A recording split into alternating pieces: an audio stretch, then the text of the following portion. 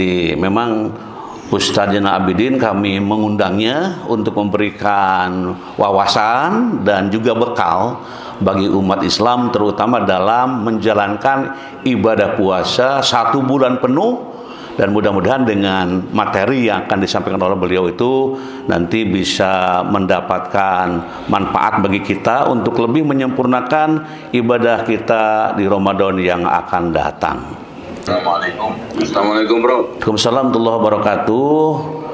Pak Doktor, Ustadz Doktor Zainal Abidin Raisi MM ini beliau sengaja sekarang kedua kali, dulu 1 kali pernah dengan beliau, kemudian sekarang kedua kali, dan dipersilahkan kepada Ustadz untuk menayangkannya kurang lebih ya 30-40 menit kita dapat menikmati sajian dari beliau.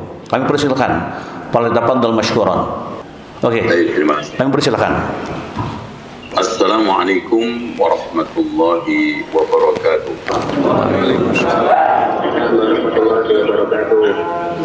Alhamdulillahilladzi arsala rasulahu bil huda wa dinil haqqi liyudhhirahu 'ala ad-din kullihi walau karihal musyrikun. Asyhadu an la ilaha illallah wahdahu la syarika lahu wa anna Muhammadan 'abduhu wa rasuluh. Allahumma salli wa sallim wa barik ala Muhammadin wa ala ali Muhammad walhamdulillahi rabbil alamin. Yang saya hormati dan saya cintai guru saya, mentor saya, dan juga promotor saya, insyaallah seumur hidup, insyaallah. Mudah-mudahan. Mudah-mudahan Prof diberikan panjang umur, sehat walafiat, barokah bersama keluarga. Dan juga yang saya hormati, saya sayangi Rektor UPI dan seluruh jajarannya, Pak Rektor, dan juga Pak Wakil Rektor yang hadir pada kesempatan pagi hari ini. Mudah-mudahan pagi hari ini cerah hati, cerah pikiran. Amin ya rabbal alamin.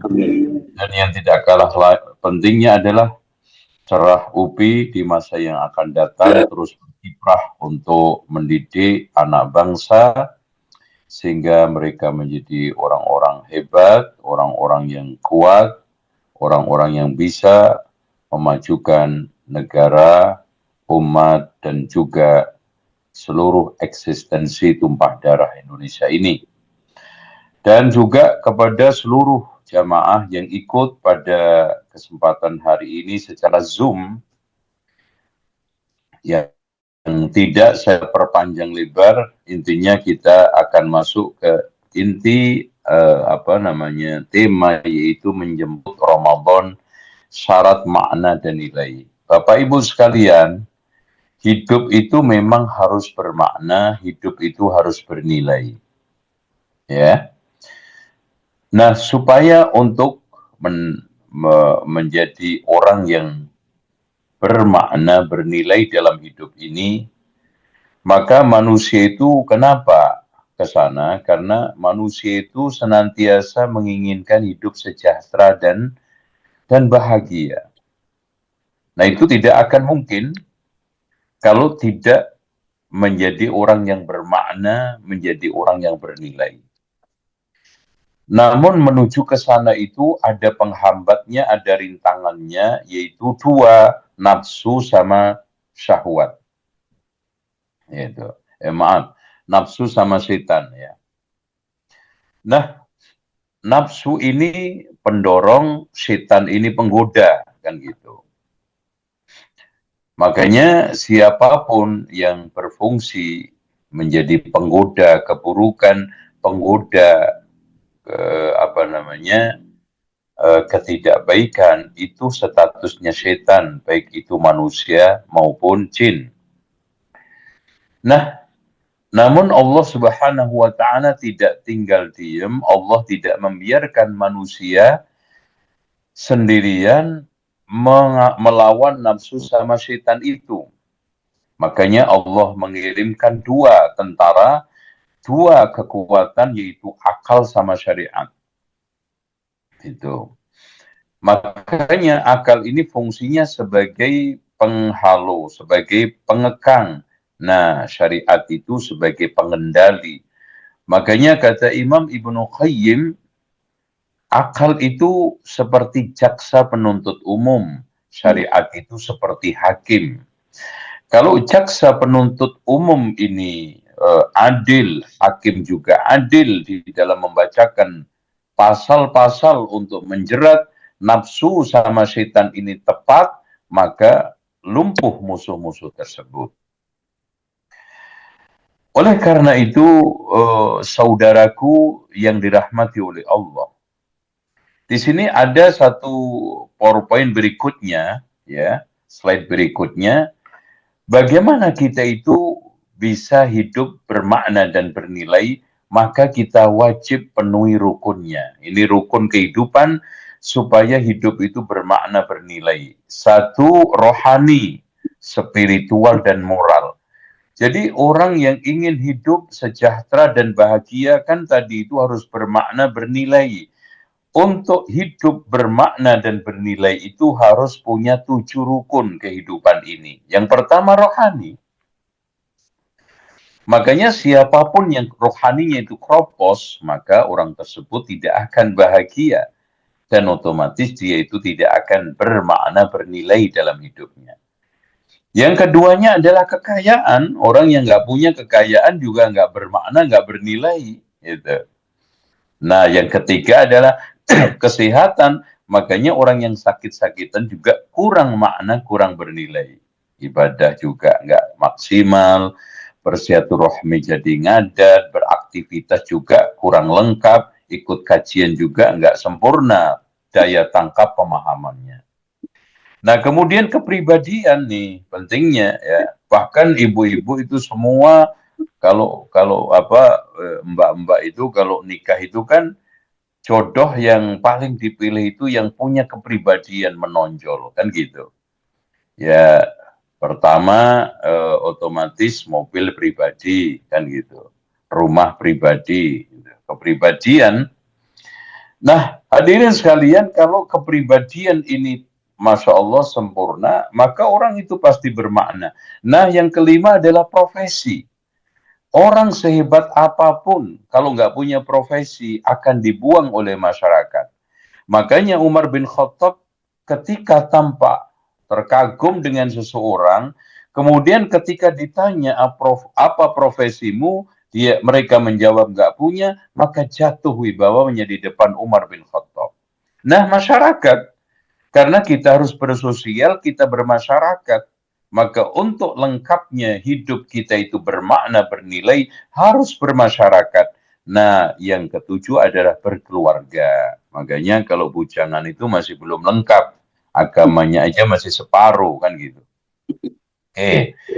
Sekarang agar hidup lebih bermakna, bernilai, apa langkah yang kita lakukan ini? Ya. Man amila salihan min dzakarin aw unsa wa huwa mu'min falanuhyiyannahu hayatan thayyibah ولنجزينهم أجرهم بأحسن ما كانوا يعملون. Ya. Syarat kita hidup bermakna, bernilai, harus punya karya. Ya, harus beramal soleh. Tapi amal soleh itu supaya diterima, harus ada unsur dasar utama keimanan. Makanya yang dipanggil oleh Allah ketika Ramadan ini siapa? Ya ayyuhalladzina amanu kutiba alaikumusiyam. Makanya di sini walanuhyiyannahu hayatan thayyibah, kehidupan nyaman, sejahtera, damai, bahagia akan dicapai. Yang itu merupakan satu madhab manusia yang tidak ada berselisih. Semua manusia ingin hidup bahagia dan ingin mengusir kegelisahan, kesengsaraan. Gak ada orang yang ikut Zoom di sini pengen hidup sengsara, kan? Hidup nelangsa, hidup keblangsa, enggak. Bahagia. Cuman caranya dan cara yang ditempuh berbeda-beda. Nah, sekarang bagaimana menjadi pihak yang memberi yang bahagia, yang bermakna atau bernilai, harus menjadi pihak yang memberi manfaat, kan gitu. Ini kuncinya.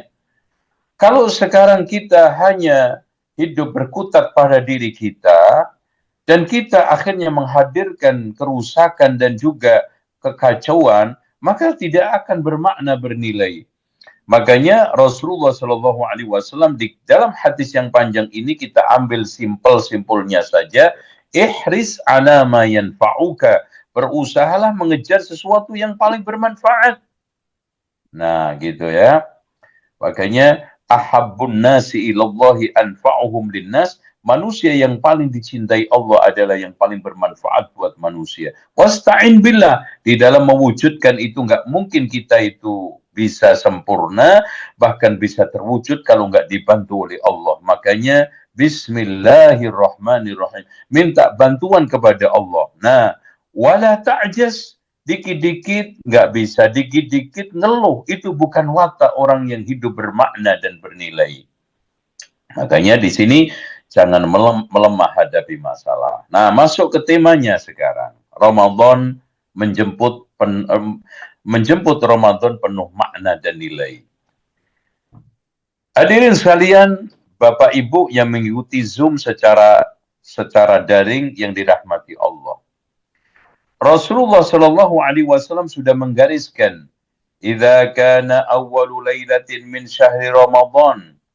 Ketika awal Ramadan, maka malam itu Allah sudah sufidatis syayatin wa maradatul jin, dibelenggu setan dan petingginya. Simpelnya gini loh, Pak. Allah berikan kesempatan kita seluasnya untuk melakukan kebaikan dengan mudah. Tapi kalau sudah seperti itu aja kita juga tidak menjadi orang baik, keterlaluan. Setan dibelenggu, ditali aja masih goda kita, apalagi lepas. Gitu loh, Pak. Ya.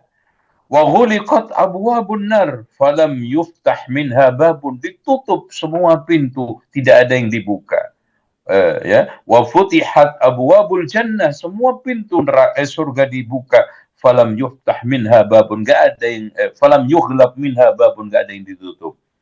Saking besarnya peluang kita untuk menjadi orang baik, entengnya melakukan kebaikan, mudahnya menjadi orang baik dan mudahnya melakukan kebaikan. Wa yunadi munadin ya baghiyal khair, ada datang panggilan yang datang dari Allah ke rohani kita. Itu maksudnya. Rohani kita ini dipanggil oleh Allah. Sekarang ini batiniah kita itu terpanggil, mudah sekali untuk melakukan kebaikan. Sulit sekali dan berat sekali, dan bahkan pilar-pilar untuk melakukan keburukan itu ditutup rapat. Makanya wa ya baghiyasy syarr aqsir, tahan. Walillahi utaqa'u minan nar wa dzalika kullu lailatin. Allah memiliki hamba-hamba yang dimerdekakan. Maksudnya gini loh Pak, ya ibu-ibu. Ada orang-orang yang sudah ditetapkan oleh Allah menjadi calon neraka di dunia ini, kemudian dibebaskan oleh Allah berkat ibadahnya selama Ramadan. Masya Allah. Makanya dari sini Rasulullah patut untuk memberikan satu kabar gembira, ucapan selamat, dan ucapan selamat Ramadan ini merupakan perkara sunnah. Karena Rasulullah mengatakan, atakum syahrul Ramadan, syahrun mubarak, telah datang ke tengah kalian bulan Ramadan, bulan penuh berkah. Bagaimana enggak berkah? Yang biasa enggak rajin sholat ke masjid, jadi rajin. Yang enggak biasa tahajud, bisa tahajud minimal ikut tarawih. Yang sekarang enggak biasa sodakoh, terdorong sodakoh. Masya Allah. Apalagi berkah secara ekonomi, berkah secara sosial, kita jadi silaturahmi. Intinya seluruh sisi-sisi kebaikan itu bertambah. Itu namanya barokah. Faradallahu alaikum siyamahu. Allah fardukan puasa. Wajib. Makanya di sini diajak anak istrinya sebagai bentuk ku anfusakum, saudara familinya, untuk ikut puasa. Dan dari mulai awal sampai akhir. Jangan cuma tutup kendang, awalnya yang sekarang ditutup, akhirnya cuma ditutup, tengahnya bolong, jangan. Wa tughallu fihi maradatu syayatin, ya. Allah belenggu setan. Lillahi fi lailatun khairun min alfi syahr. Di dalam bulan Ramadan itu Allah memiliki satu malam lebih baik daripada 1000 bulan. Masya Allah. Ini adalah program akselerasi. Kalau seandainya ada orang yang tidak punya ijazah TK, SD, SMP, atau SMP, SMA, kemudian UPI, pemerintah melalui UPI melaksanakan akselerasi pendidikan.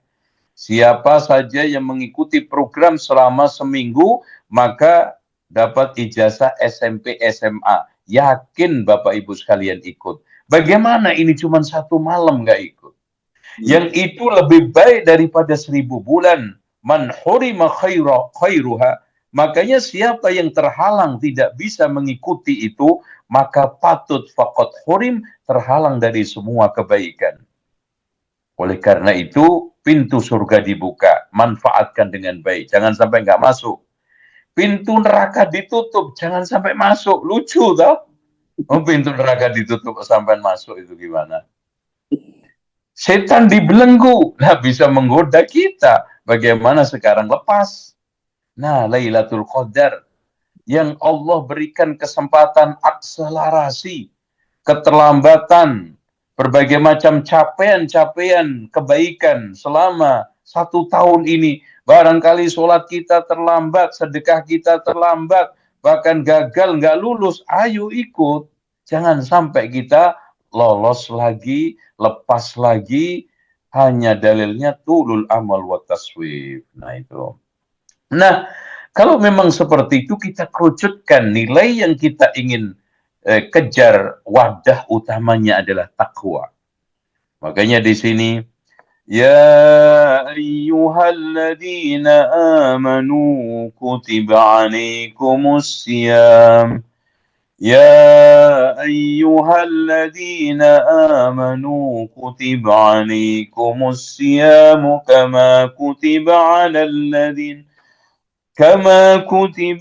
الذين من قبلكم لعلكم تتقون. Jadi program utama adalah puasa ini mencoba untuk mengarahkan kepada kita pada satu pintu besar, nilai besar, yaitu takwa. Nah, agar Ramadan melahirkan takwa, bekalnya ini Pak, ya Bapak Ibu. Satu, manajemen waktu, ya diatur. Kapan saya harus pergi ke kantor, kapan saya harus buka, kapan kita harus sahur, kapan ini mentargetkan bacaan Al-Quran itu, kapan saya harus ke masjid, kapan harus ke kantor, kapan saya harus bersilaturahmi, di manajemen dengan baik, ya. Karena masalah waktu ini, Masya Allah, maghbunun fihi ma katsirun minan nas, banyak manusia yang tertipu dengan dua kenikmatan itu, yaitu sehat sama sempat. Yang keduanya adalah keilmuan. Ini ilmu dipelajari dengan baik, supaya nggak salah-salah, karena semua ibadah termasuk puasa itu, syaratnya itu benar sama ikhlas. Ikhlas tok nggak benar juga nggak diterima, benar tok juga nggak ikhlas nggak diterima. Nah, hati yang sehat. Karena pada akhirnya, yauma la yanfa'u malun wala banun illa man atallaha biqalbin salim. Nah, harta yang halal, karena innallaha thayyibun la yaqbalu illa thayyiba. Yang kita makan untuk sahur halal, yang kita makan untuk buka halal. Nah, mental prima, karena berlaga untuk mengejar qiyamul lail, i'tikaf dan Lailatul Qadar itu, Rasulullah diceritakan oleh Aisyah, syadda mi'zarahu, mengencangkan ikat pinggangnya.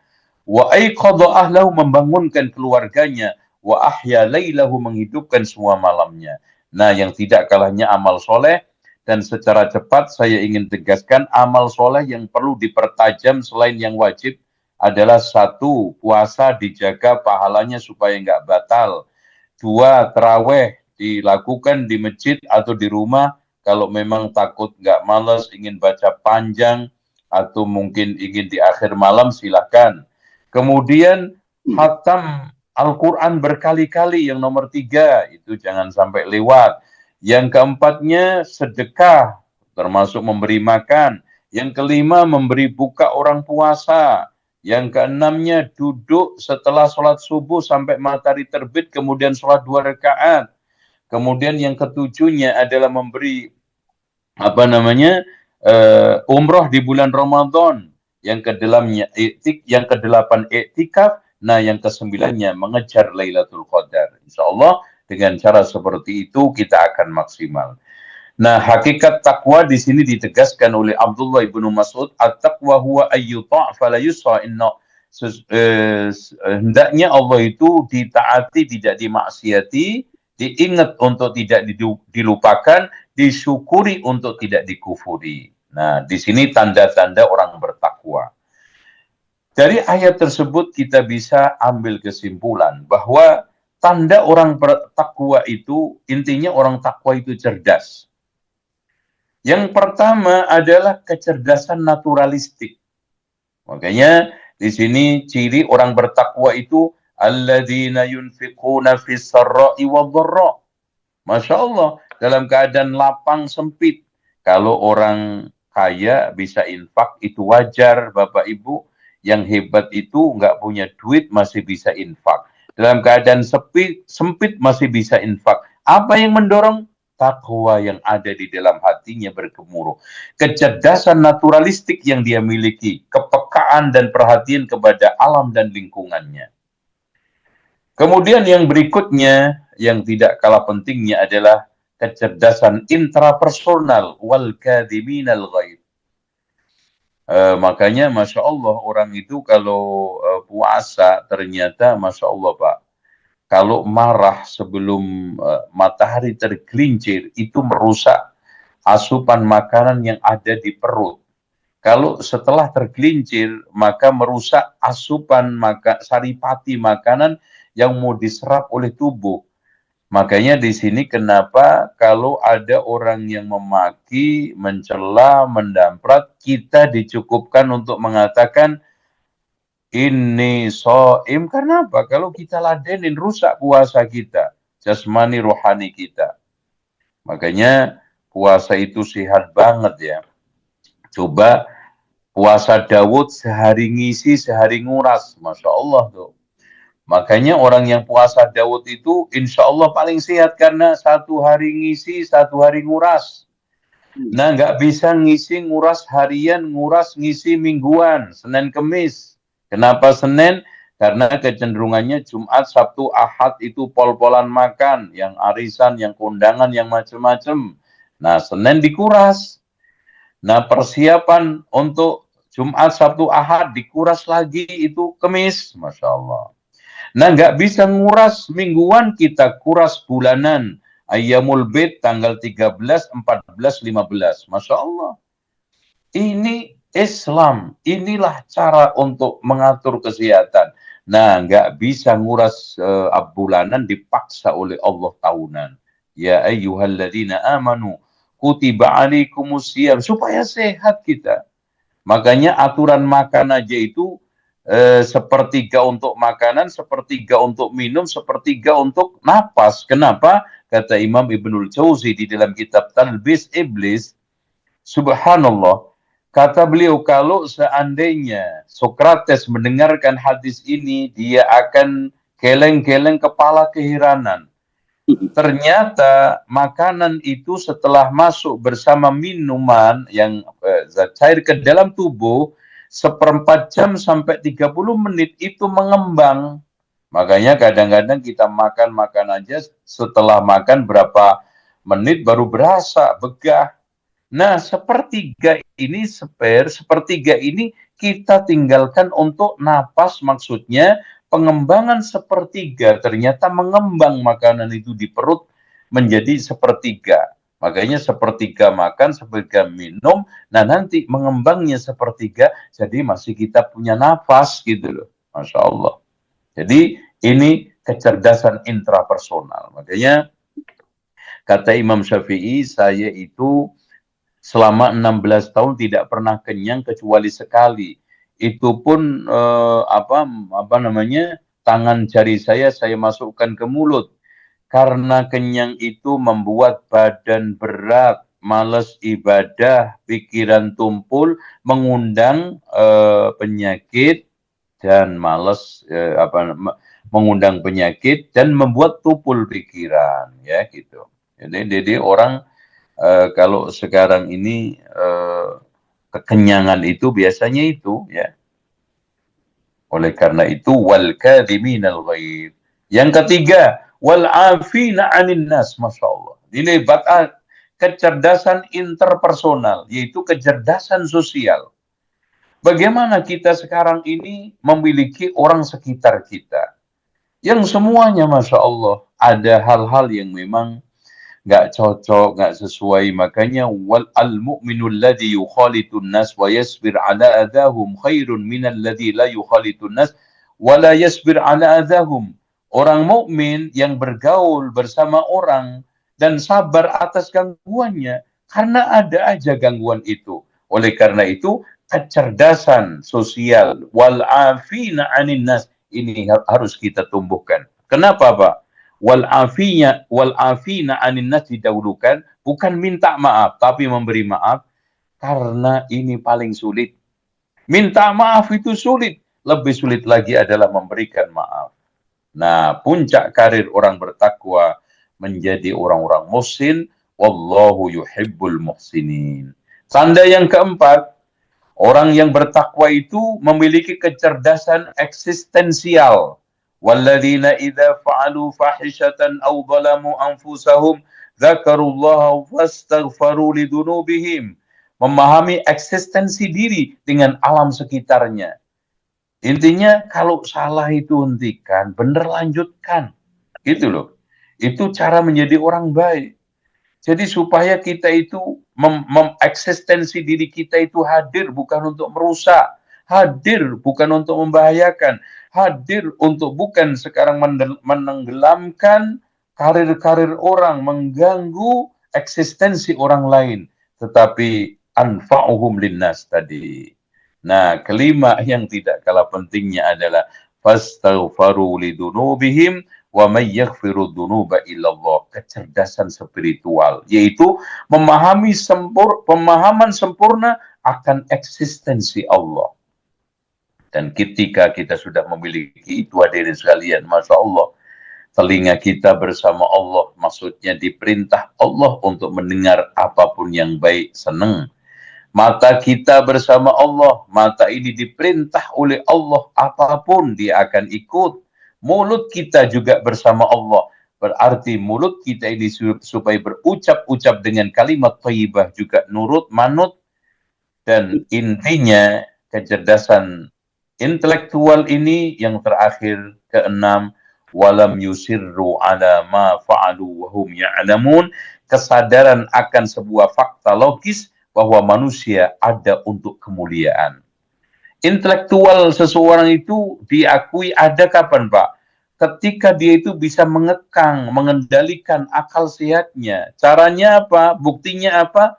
Kalau salah itu jangan dilanjutin. Walam yusirru ala ma fa'alu wa hum ya'lamun. Kalau salah itu hentikan. Kalau benar lanjutkan. Kalau sekarang ini sudah tahu itu jelek, jangan dilanjutkan. Saya akhiri dengan kesimpulan gini, Pak. Ada orang gila, itu Masya Allah, terapi gila itu ternyata macam-macam, diantara ngisi ember bocor. Nah, si gila itu kalau sudah disuruh ngisi ember bocor, diisi terus, nggak tanya, kok nggak penuh-penuh, berarti masih gila. Nah, tandanya waras minta air panas mana ya? Ember kok nggak penuh-penuh. Oh, Masya Allah. Berarti di sini sudah ada akal sehat itu bertanya, ember ini saya isi terus kok nggak penuh, berarti ada sesuatu. Setelah dicek, diteliti, bocor. Makanya kesadaran untuk meneliti, memisah antara yang baik dan yang buruk itu adalah tanda kewarasan seseorang. Maka Abu Hamid Al-Ghazali mengatakan, al-ilmu bila amalin jununun. Ilmu tanpa diamalkan adalah kegilaan. Kenapa, Pak? Karena dia itu tidak bisa menyambungkan sesuatu yang tersambung. Sambungannya ilmu kan amal. Makanya dikatakan gila. Wallahu a'lam bishawab. Nah, prestasi dan rewardnya akhirnya wa ni'ma ajrul amilin, itulah reward dan juga pemberian Allah kepada orang-orang yang berprestasi selama Ramadan, yaitu ulaika jazaohum maghfiratun min rabbihim wa jannatun tajri min tahtihal anhar khalidina fiha wa ni'ma ajrul amilin. Demikian dengan singkat dan agak tergesa-gesa, dan kita akhiri dengan doa, Allahumma innaka afuwun tuhibbul afwa fa'fu anni. Wallahu a'lam bishawab. Kita kembalikan ke Prof, silakan. Terima kasih Ustaz telah menyampaikan materinya yang cukup bagus, cukup baik, dan semua orang yang ibadah saum targetnya adalah insan-insan muttaqin. Mudah-mudahan yang hadir ada 900-an lebih ini dari Zoom. Kemudian di Masjid At-Taqwa mungkin ada 100 orang kurang lebih, ada 200 gitu ya. Kemudian ada jamaah-jamaah yang lain, mudah-mudahan semuanya bisa menunaikan ibadah saum dan bisa mencapai tahun yang melahirkan takwa.